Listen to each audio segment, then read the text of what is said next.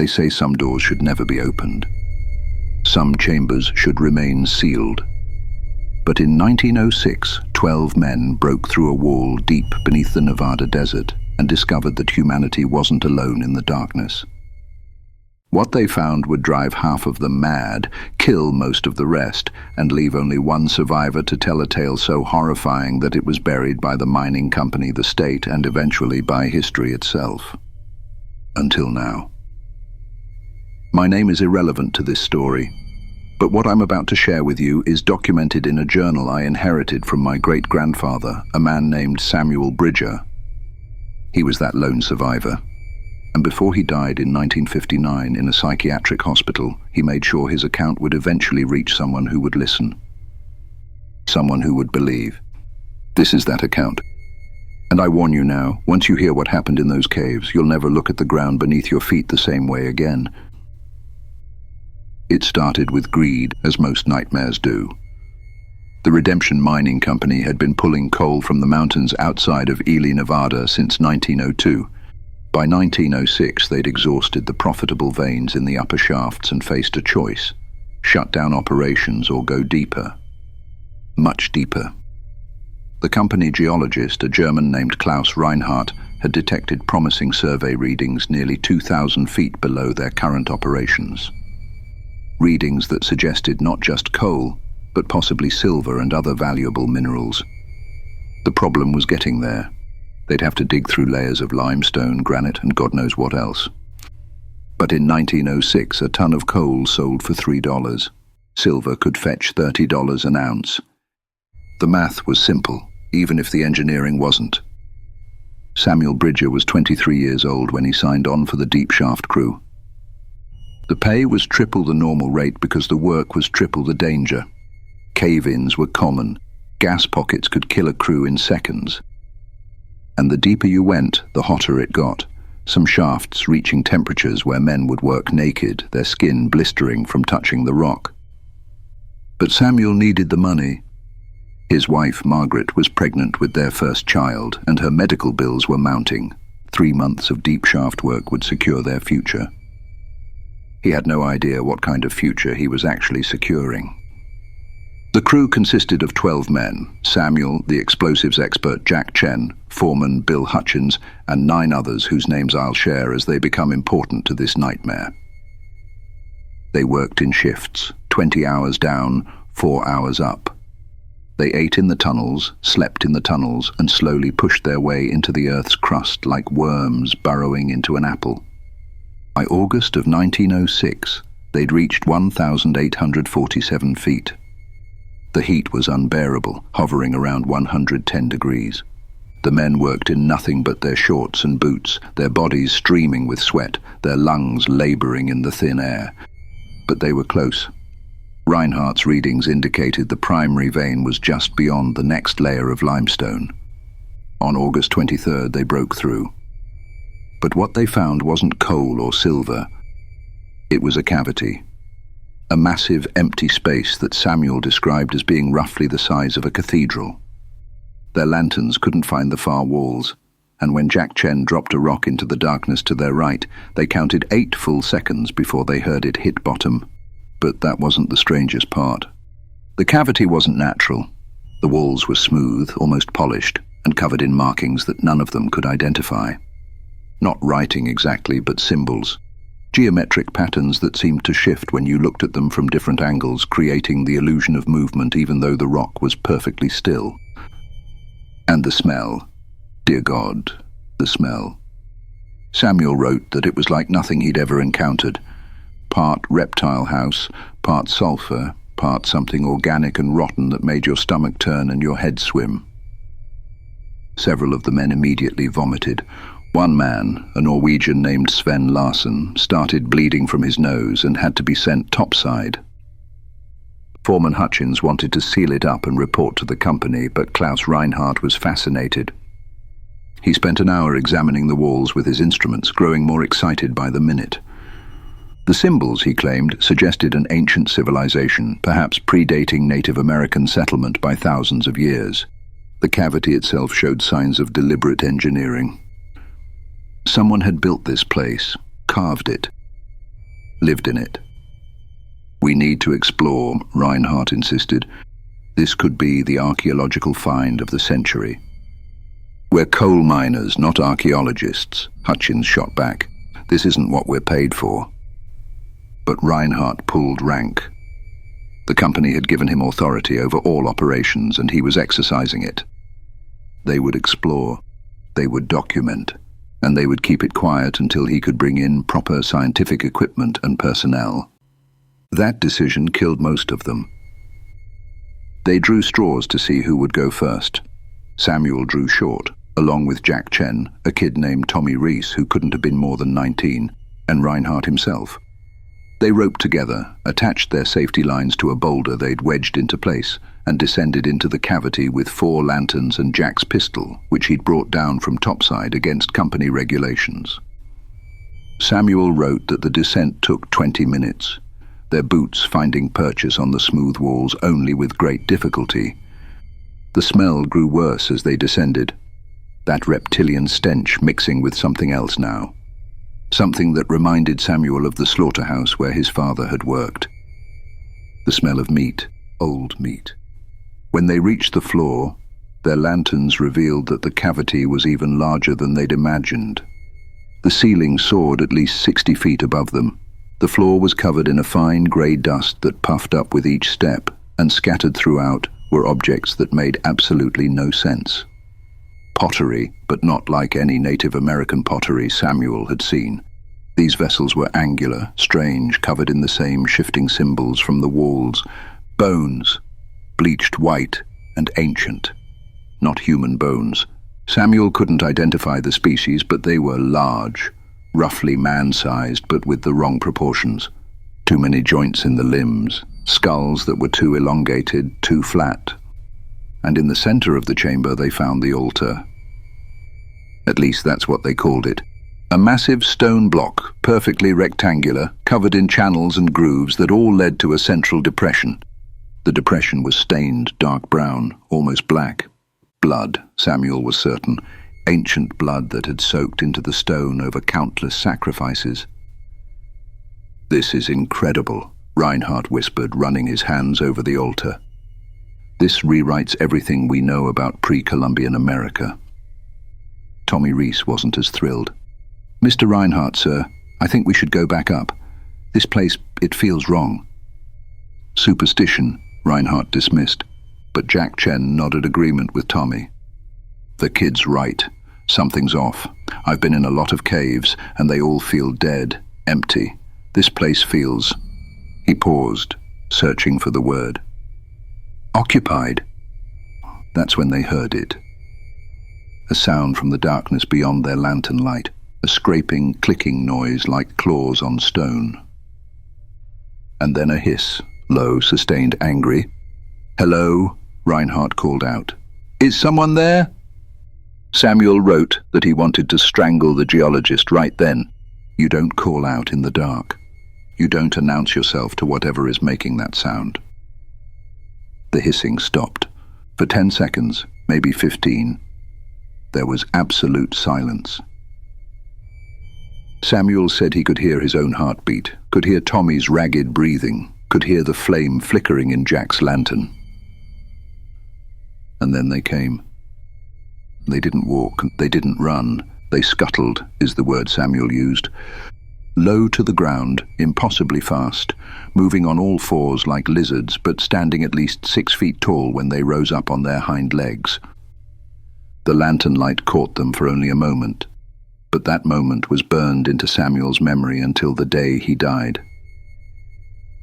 They were humanoid in basic shape, 2 arms, 2 legs, upright posture. But that's where the similarity ended.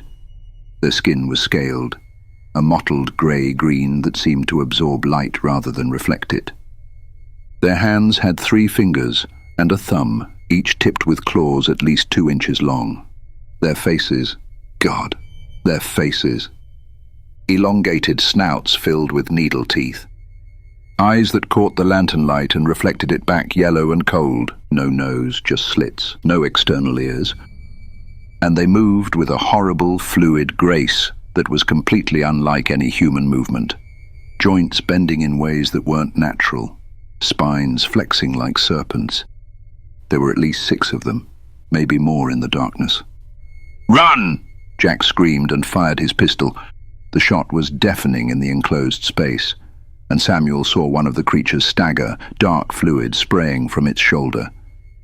But it didn't fall. It screamed, a sound like metal scraping on glass, and the others answered. The 4 men ran for the rope, all thoughts of order forgotten.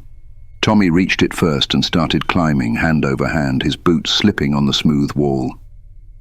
Jack fired again and again, covering their escape. Samuel heard him curse as the pistol clicked empty. "Climb!" Jack threw the useless gun and grabbed the rope below Tommy. Samuel was third, with Reinhardt below him, and that's when the creatures reached them. One of them leapt, clearing at least 15 feet, and grabbed Reinhardt's leg. The geologist screamed as the claws dug into his calf, tearing through muscle. He kicked frantically, connecting with the creature's snout, and it released him, falling back to the floor with a hiss of rage. "Don't stop!" Samuel shouted. His arms were burning, his hands torn and bleeding from the rope, but terror gave him strength he didn't know he had. Below them, he could hear the creatures fighting over something. There was a terrible crunching sound, wet and organic, and Reinhardt screamed again. "They're eating my boot. They're chewing through the leather." Samuel looked down and immediately wished he hadn't. 3 of the creatures were at the base of the rope, clawing at the wall, trying to climb. One had Reinhardt's boot in its jaws and was worrying it like a dog with a bone. The geologist kicked again, and the boot came free, sending the creature tumbling backward. Tommy had reached the top and was being hauled over by the men waiting above. Jack was close behind. Samuel's arms were on fire, his grip weakening, but he kept climbing. 20 feet, 15, 10, and then Reinhardt fell. Maybe his hands gave out. Maybe his wounded leg couldn't hold his position, but Samuel heard him cry out, felt the rope jerk, and then the geologist was gone, tumbling into the darkness below. The sound he made when he hit the floor would haunt Samuel for the rest of his life. Not a scream, just a wet thud. And then silence. The creatures were on him in seconds. Samuel didn't look down again. He climbed with his eyes fixed upward, listening to the sounds from below, the tearing, the crunching, the feeding. When they finally pulled him over the edge of the cavity, he collapsed, gasping, shaking. Behind him they could hear the creatures down below, still fighting over their prize. "Seal it," Jack said, his voice shaking. "Seal it now. Fill it with concrete, bury it, do whatever you have to do, but we can't leave that open." But Foreman Hutchins was already shaking his head. Reinhardt was the company geologist. His death, they're going to want to know what happened. They're going to want to investigate. Then they can investigate in daylight with guns, Tommy said. The kid was crying, his face pale. "We're not going back down there, ever." They collapsed the entrance to the cavity that night, using half their remaining explosives. It took 3 blasts to bring down enough rock to seal it. But even as the dust settled, they could hear something from below. A sound that might have been rocks shifting, or might have been claws scraping on stone, trying to dig through. The Redemption Mining Company sent investigators as Hutchins predicted. They arrived 3 days later, 2 men in suits who took statements from all the survivors. Samuel told them everything, as did Jack and Tommy and the others who'd been topside during the incident. The investigators listened with blank expressions. They took notes. They examined the sealed cavity entrance. And then they held a private meeting with the company president. When they emerged, their decision was clear. Work would continue. "You experienced a gas pocket," the lead investigator explained to the assembled crew. "Methane or possibly carbon monoxide. It caused shared hallucinations, and in his confused state, Mr. Reinhardt fell. It's tragic, but it's not supernatural." "That's horseshit," Jack Chen exploded. "We know what we saw." "What you think you saw," the investigator corrected. "Gentlemen, I understand you've been through a trauma. The company is offering counseling and an extra week's pay to everyone affected. But we need to clear this confusion up right now. There are no creatures down there. There are no ancient civilizations. There is coal and possibly valuable ore, and that's what we're here to extract. We sealed the cavity, Hutchins said. We're not opening it again. You'll do what the company tells you to do, or you'll be replaced with a crew who will. The investigator's voice was cold. The choice is yours. 3 men quit that day. 2 more quit the following week. But Samuel stayed. Margaret was 6 months pregnant, and they needed the money. God help him, they needed the money. The company brought in new workers, men who hadn't been there for the initial discovery. Men who thought the original crew were either liars or cowards. Within 2 weeks they'd cleared the rockfall and reopened the cavity. And that's when people started disappearing. It started with the night shift. A man named Rodriguez didn't come up for shift change. They searched for him, called his name, sent a team down to the cavity entrance. They found his lamp, still burning. They found his tools. They found his lunch pail. But Rodriguez was gone. Cave-in, the new foreman declared. Happens all the time. Probably a whole section collapsed and buried him, but there was no evidence of a collapse. No loose rock, no dust. Just his possessions, arranged almost carefully, as if he'd set them down intentionally. 2 days later, another man vanished, then 3 in one night. The new workers started to get nervous. Some of them had heard the stories from Samuel and the others. They started asking questions. And then the creatures got bolder. On September 15th, 1906, a crew of 6 men were working the second level, nearly 400 feet above the cavity, when they heard something in the auxiliary tunnel. One of them, a man named Patterson, went to investigate with his lamp. He came running back 30 seconds later, screaming incoherently about devils and demons. Behind him in the darkness, the others caught a glimpse of something scuttling on the ceiling, something man-sized moving against gravity like an insect.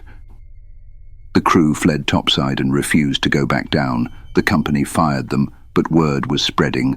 The redemption mine was cursed. Men were disappearing. There were things in the tunnels. Samuel wrote that he considered quitting every single day, but Margaret had complications. The doctors said she might need surgery when the baby came. Surgery meant money they didn't have, so he stayed. And he watched as the mine slowly emptied, as man after man either disappeared or fled, as the company brought in new workers who lasted days before they either vanished or quit. By October, the original crew was down to 5: Samuel, Jack Chen, Tommy Reese, Bill Hutchins, and a carpenter named Dale Simmons. They were the only ones who'd seen the creatures and survived.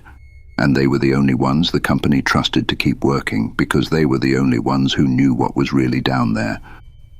The company's new strategy was simple: seal off the lower levels entirely, use explosives to collapse all the tunnels between level 2 and the cavity, bury the whole thing and forget it ever existed.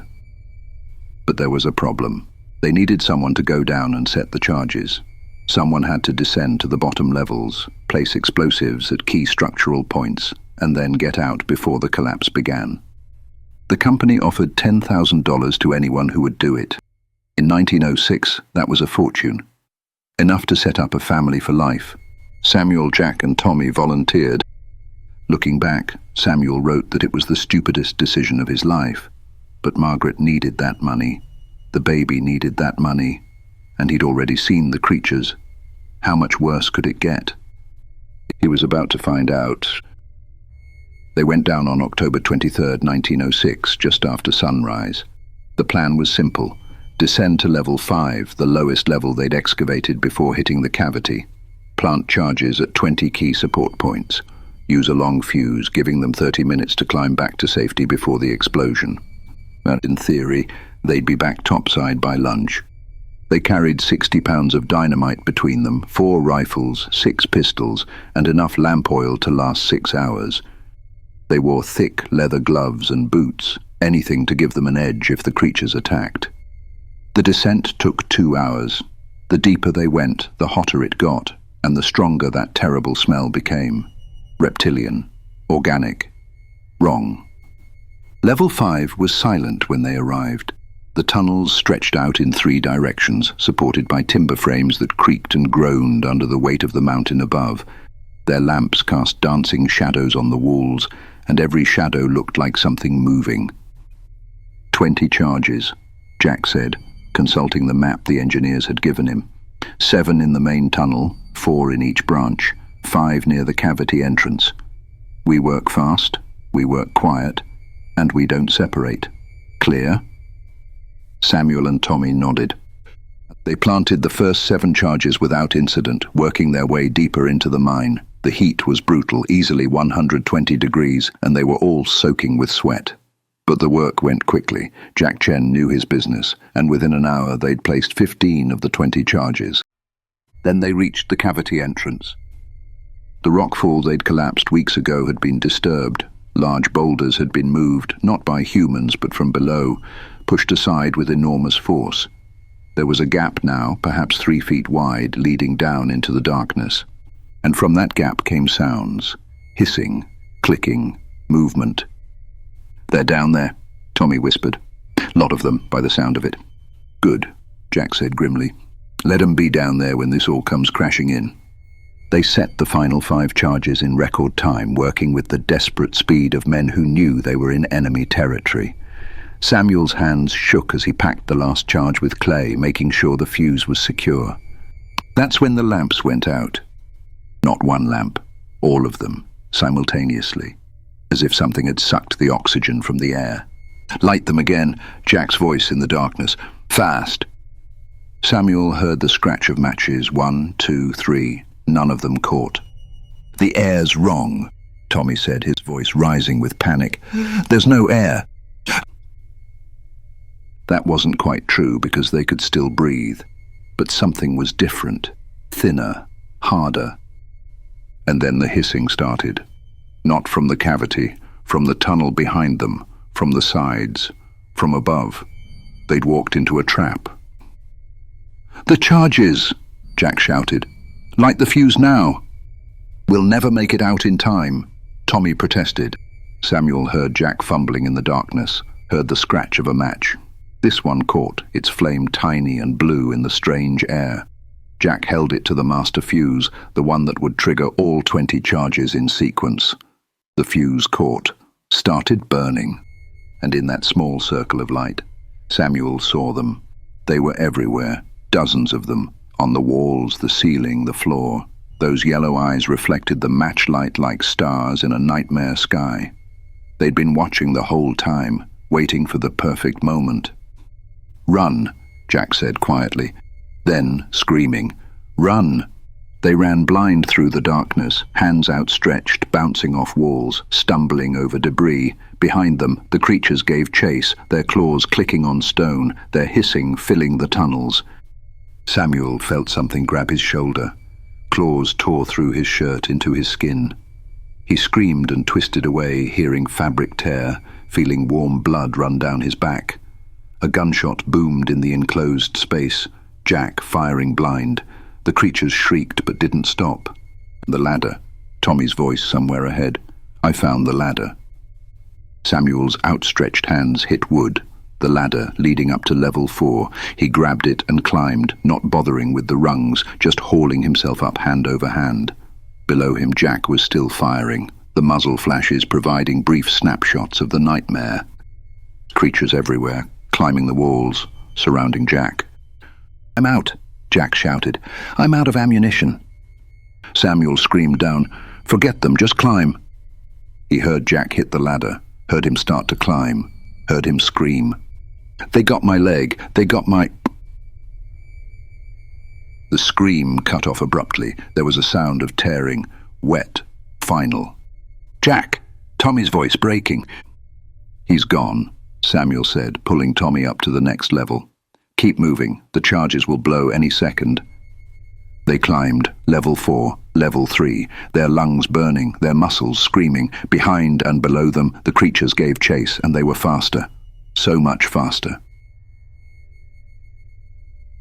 The entire mine convulsed like a dying animal. The roar was deafening, beyond sound, beyond comprehension.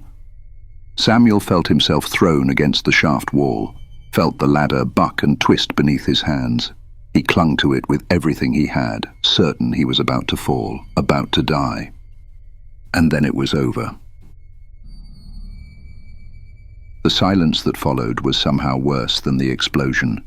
Samuel's ears were ringing so badly he couldn't hear his own breathing. He couldn't hear Tommy above him, couldn't hear the creatures below.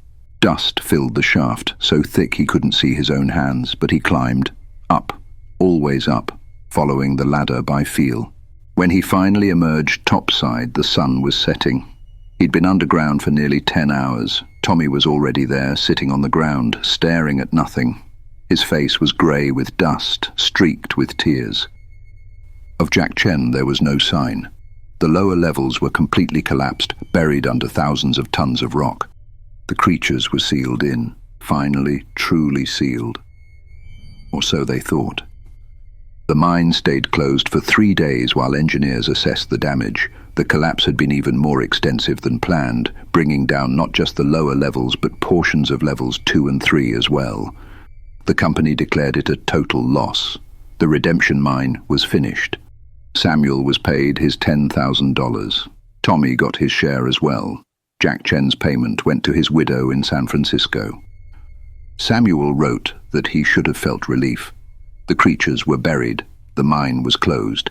He'd survived and could finally take care of Margaret and their coming child. But he didn't feel relief.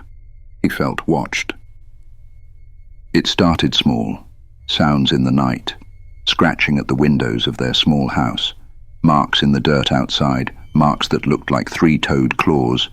Then neighbors started reporting missing livestock. Chickens vanished from locked coops. A dog disappeared from a fenced yard. A farmer found one of his cows dead, its throat torn out, partially eaten. And the descriptions that survivors gave of what they glimpsed in the darkness near their farms matched what Samuel had seen in the caves. The creatures were out. Whether they'd found another exit from the cave system, or whether some of them had been in the upper tunnels when the collapse happened, Samuel didn't know. But they were hunting, and they were learning the surface world. And on November 3rd, 1906, Tommy Reese disappeared from his boarding house. His room was found in shambles, the window broken from the inside, blood on the floor and walls. His body was never recovered. On November 8th, Bill Hutchins was found dead in an alley, his throat and chest torn open. The police ruled it a bear attack despite the fact that there were no bears within 50 miles of Ely. Samuel knew he was next. He started sleeping with a loaded rifle by his bed. He kept the windows nailed shut, the doors barred, but he knew it wouldn't be enough. The creatures had learned patience in their underground kingdom. They would wait for the perfect moment. That moment came on November 15th. Margaret went into labor early, 3 weeks before the baby was due. The midwife came, examined her, and said they needed to get her to the hospital in town, 6 miles away. Something was wrong. The baby was breech. Samuel hitched their horse to the wagon and helped Margaret inside. The sun was just setting as they started the journey. He pushed the horse hard, knowing every minute counted. They were 3 miles from town when he saw them on the road ahead. 3 of them, standing upright on their hind legs, perfectly still, silhouetted against the dying light, waiting. Samuel pulled the rifle from beneath the wagon seat and fired. One of the creatures jerked backward but didn't fall. The other 2 scattered into the brush on either side of the road. "Samuel?" Margaret's voice was weak, frightened. "What's happening?" "Hold on," he told her. "Just hold on." He whipped the horse forward, trying to get past where the creatures had been standing. The wagon bounced and jolted on the rough road. Behind them, he heard something leap onto the wagon bed. He turned and fired blind. The rifle kicked against his shoulder. The creature on the wagon hissed and jumped away, but there were more now. He could see them in the brush on both sides of the road, pacing the wagon, waiting for their moment. And then one jumped. It landed on the horse, claws digging into the animal's haunches. The horse screamed and bolted, going from a trot to a full gallop in seconds. The wagon slewed sideways. Samuel dropped the rifle and grabbed the reins with both hands, fighting for control. The creature clung to the horse like a rider, tearing at the animal's flesh, driving it into a frenzy. Blood sprayed back over the wagon. The horse was running blind now, off the road, through brush and rocks. "Samuel," Margaret screamed. The wagon hit something, a rock or a stump, and one wheel lifted off the ground. For a moment they were balanced on two wheels, tipping, tipping. The wagon came down hard, the axle snapped with a sound like a gunshot. They were suddenly sliding, tumbling, the world spinning around them. Samuel was thrown clear. He hit the ground hard, felt ribs crack, felt his head bounce off something solid. Stars filled his vision. He tried to get up, couldn't, tried again. Through blurred vision he saw the wagon on its side, saw Margaret crawling out of the wreckage, saw her stomach, huge with their child, saw the blood running down her legs. And he saw the creatures approaching, 4 of them now, maybe 5, moving slowly, cautiously, surrounding her. "No," Samuel croaked. He tried to stand, fell, tried again. "No, no." Margaret saw them. She screamed, a sound that cut through Samuel's pain like a knife. The creatures moved closer. And then something remarkable happened. The largest creature, the one in front, stopped. It tilted its head, studying Margaret, specifically studying her swollen belly. The other creatures stopped as well, waiting. The large one made a sound, not a hiss, but something else, something that might have been communication. It reached out one clawed hand toward Margaret, and then pulled back. The creatures looked at each other, and then, one by one, they melted back into the darkness, leaving Margaret untouched. Samuel didn't understand it then. It was only later, years later, that he developed his theory. The creatures were intelligent. They understood pregnancy. They understood birth. And for some reason, on that night, they chose to let her live. Maybe they saw a kinship. Maybe they respected the act of bringing new life into the world, even human life. Or maybe they were just toying with Samuel, taking everything else from him but leaving him this. He would never know. Samuel managed to get Margaret to the hospital, flagging down a passing rider who helped them both into town. The baby, a boy, was born that night by emergency surgery. Both mother and child survived. But Samuel was never the same. He tried to warn people about the creatures. He wrote letters to the governor, to newspapers, to anyone who would listen. He was dismissed as insane, a man driven mad by grief and guilt over the deaths in the mine. The creatures continued to hunt for several more months. More livestock disappeared. More people reported seeing something in the darkness, something that shouldn't exist. But by spring of 1907, the sightings stopped. Either the creatures had died, or they'd moved on, or they'd simply learned to hunt without being seen. Samuel's warnings became more frantic. He started showing up at public meetings, interrupting, shouting about the lizard people in the caves. He was eventually arrested for disturbing the peace and committed to a psychiatric hospital. He spent the rest of his life there, 53 years, insisting that his story was true, insisting that the creatures were real, that they were still out there, that someday they would return. The redemption mine was never reopened. The company went bankrupt within a year, all records of the lower shaft mysteriously lost in a fire. The entrance was sealed with concrete and eventually forgotten. But Samuel never forgot.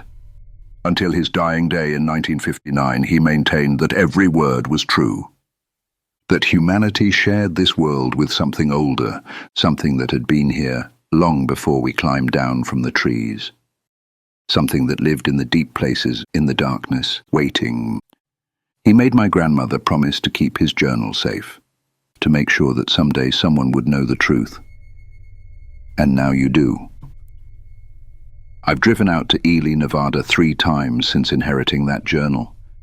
I've searched for the old redemption mine, but there's nothing left.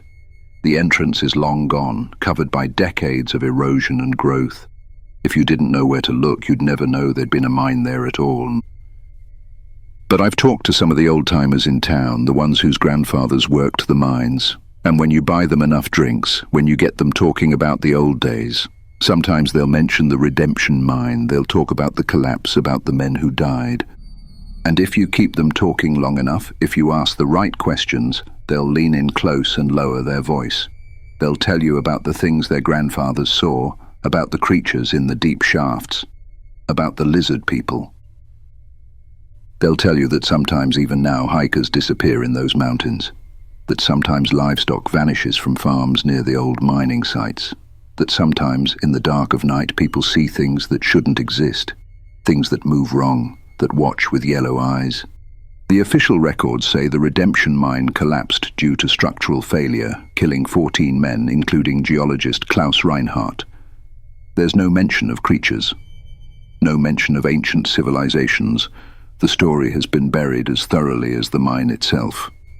But I have my great-grandfather's journal. I have his accounts written in a shaking hand, detailed and precise. I have the corroborating statements he collected from other survivors before they died or disappeared, and I have questions. If it was just gas-induced hallucinations, why did multiple men see the same things? Why did the company work so hard to bury the story? Why did Samuel spend 53 years in an asylum, never wavering from his account, when all he had to do to get released was admit he'd been wrong? The journal ends with a final entry, written just days before Samuel died. I've spent my life in this place, and I've made my peace with that. Margaret and our son lived good lives without me, and maybe that was for the best. I was never the same after the mine. I see those yellow eyes in every shadow, hear that hissing in every strange sound. But I need whoever reads this to know I wasn't crazy. Those creatures were real. They're still real, still out there somewhere. And someday, someone's going to dig too deep again. Someone's going to break through into their world. When that happens, when the news reports strange disappearances and unexplainable deaths, when people start whispering about things in the dark, remember me. Remember the redemption mine. Remember that I tried to warn you. Because those caves go deeper than you think, and we're not alone down there. I believe him. The question is, do you?